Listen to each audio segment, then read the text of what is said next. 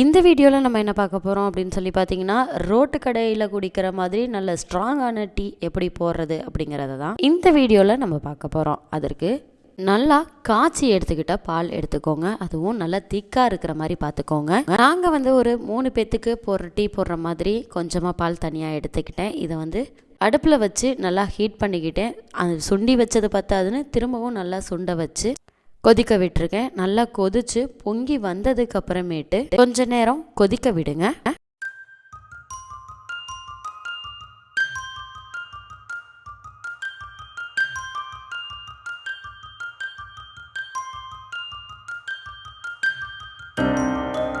இப்போ நல்லா கொதிச்சிருச்சு. இப்போ நான் டீ தூள் ஆட் பண்ணிக்கிறேன். டீ தூள் போட்டும் இன்னும் கொஞ்சம் நேரம் நல்லா கொதிக்க விடுங்க. அப்போ தான் அந்த டீ தூளோட கலர் அந்த டிகாஷன் பாலில் நல்லா இறங்கும். ஃப்ளேவர் உங்களுக்கு தேவைப்பட்டுச்சு அப்படின்னா இஞ்சி சேர்த்துக்கலாம், ஏலக்காய் சேர்த்துக்கலாம், சுக்கு கூட சேர்த்துக்கலாம். அது உங்களுடைய தனிப்பட்ட இஷ்டம். நாங்கள் எதுவுமே ஆட் பண்ணலை.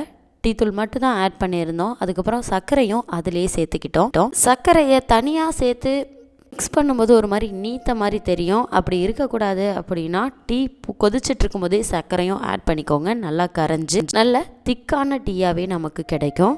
இப்போ வாங்க டீயா நல்லா ஆற்றி நொரப்போங்க கடைங்க ஸ்டைலில் நல்ல ஸ்ட்ராங்கான டீயை சாப்பிடலாம்.